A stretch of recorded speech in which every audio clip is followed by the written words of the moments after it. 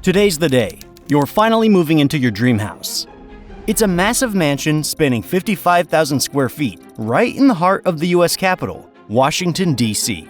It has 132 rooms in total. Inside, you'll find 20 bedrooms, 35 bathrooms, 28 fireplaces, 8 staircases, and 3 elevators, all arranged just the way you've always wanted. You have 6 levels at your disposal. At the very bottom, there are engineering systems and service rooms, usually accessed only by technicians.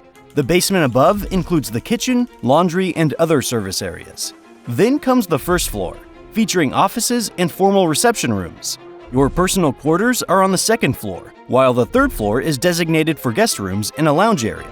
At the very top, there is the attic for storage. And the entire house has been miraculously cleaned, renovated, and refurbished just 5 hours before you moved in. Yes, this is your reality. If you're the President of the United States of America. But if not, over the next few minutes, you can imagine what it's like. Let's take a look at what really happens inside the White House during a transfer of power.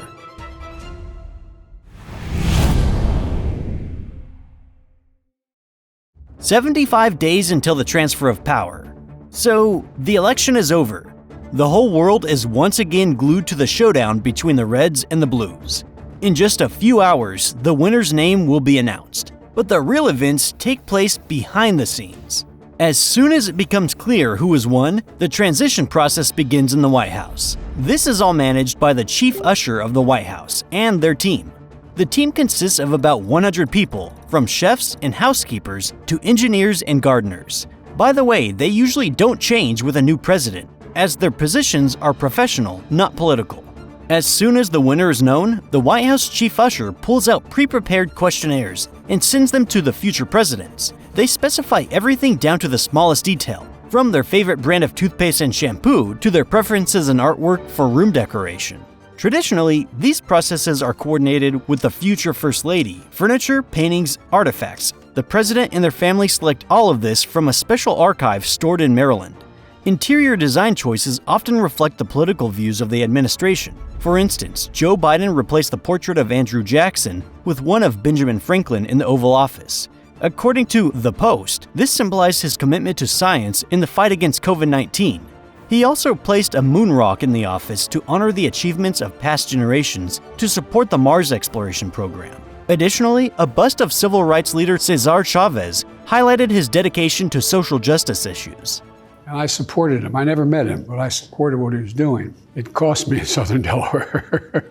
Of course, the president can also order items from outside the archive.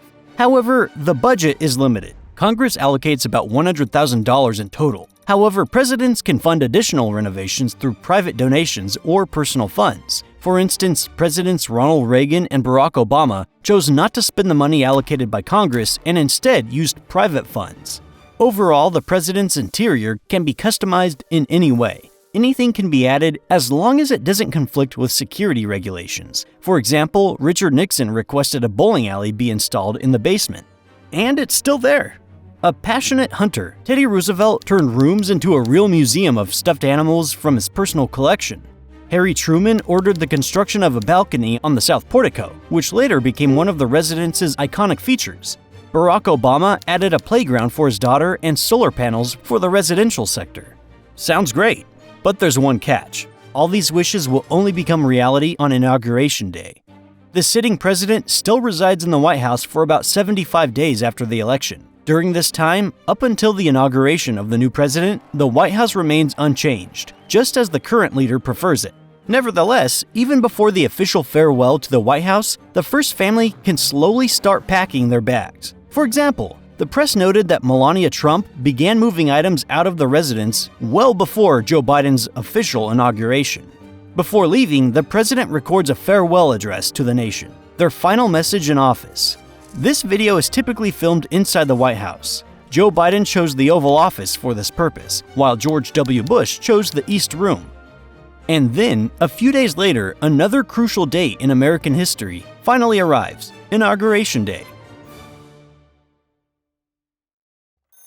Morning, 7 hours before the inauguration. The marathon of preparations for the transfer of power begins. By this time, many staff members are already at the White House. They prepare everything necessary for the departure of the outgoing president. Right after that, they'll start a real 5-hour marathon. Within those few hours, they must completely refurbish and prepare the entire mansion for the new president. Then begins the final morning in the White House for the sitting president and their family, the last breakfast, the final hours in the residence. The president leaves a letter in the Oval Office, a personal note for the new occupant. Ronald Reagan started this tradition in 1989 when he wrote a letter to George H.W. Bush. Since then, it's become a customary gesture. Next comes one of the most touching moments, the farewell ceremony. It usually takes place in the state dining room or the East Room. All the staff who have served the president are present, from housekeepers and chefs to engineers and decorators. The departing president thanks each staff member for their service. Both the president's family and staff often describe this event as very emotional.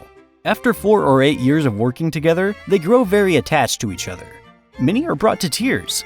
At the ceremony's conclusion, the White House chief usher presents the president with a special gift, 2 American flags encased in wooden cases. These flags were raised over the White House on their first and last days in office.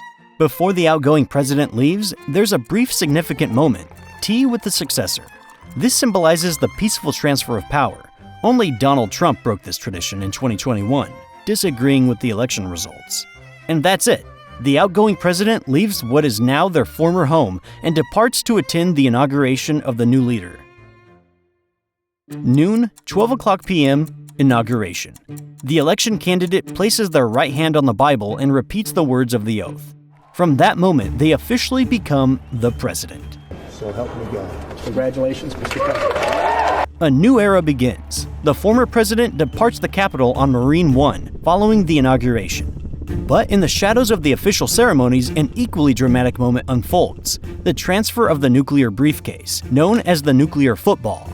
Control over the strategic forces shifts to the new president the very second they take the oath.